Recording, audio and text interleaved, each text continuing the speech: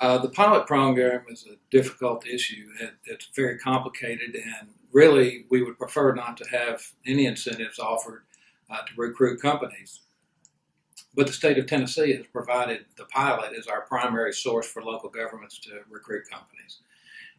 The site selection consultants that we work with across the country have really become more prominent because now 80% of the new projects that we work on are coming from site selection consultants.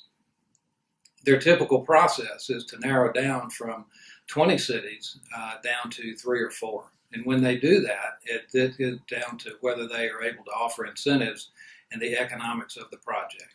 So when we're dealing with these consultants, they very much care about the pilot program. It determines whether they go to one of the cities out of the 3 or 4. Competition between our cities is growing. Indianapolis, Louisville, Nashville, Charlotte, Atlanta, Dallas, Nashville, all of those cities are very aggressive in recruiting companies. We particularly see it because we're at the corner of 3 states where Mississippi and Arkansas are very aggressive in economic development. If we don't offer incentives, we're not going to get the projects. It's particularly important now because during the recession, we have lost 35,000 jobs in the last 7 years. We're losing 2,000 people a year to other cities. We have 40,000 people that are unemployed and 181,000 people that are in poverty. That's not acceptable, and we have to provide jobs for our residents. The pilot program is really misunderstood in that people think that we're writing checks to companies. The opposite is actually true. The companies are writing checks to us. That's why they call it a payment in lieu of tax, because they do make payments.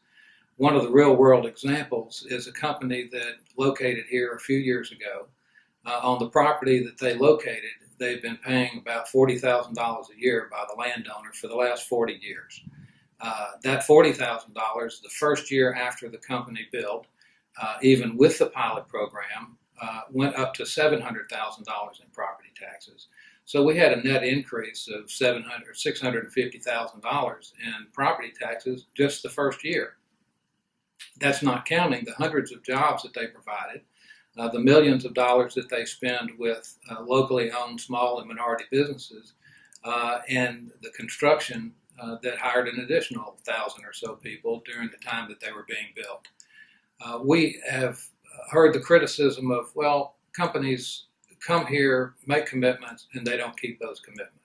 Well, actually they do. In the 10 years that we analyzed up to a few years ago, companies actually overperformed and provided more jobs, more investment, and spent more on payroll than they committed to typically.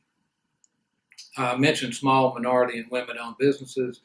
That's really important for us to stimulate those small businesses. And while some of the pilot programs are going to larger national companies, the benefits also accrue to those small companies that are in the city because there's a lot of contracting that goes on with them. As much as 20 to 30% of the investments that are being made by these companies are going to these small and minority companies.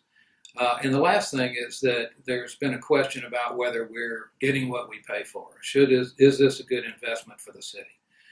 Our objective is not to provide more than $1 that it takes to make these companies come here. So the point is, you can't give away something that you don't have. And if companies don't locate here, we don't have those incentives. But when they do locate here, the EDGE, the Economic Development Growth Engine, is a very transparent organization. All of their programming and policies is online. And when they evaluate a project, it has to return at least $1 for every investment dollar that we're making in the pilot program. So in most cases, it's 1.5 to 1 or even $2 for every dollar that we invest, which means that it's a very good investment on the part of the city. We don't need to limit the programs. We need to offer more programs because that's what produces revenue and jobs for our citizens.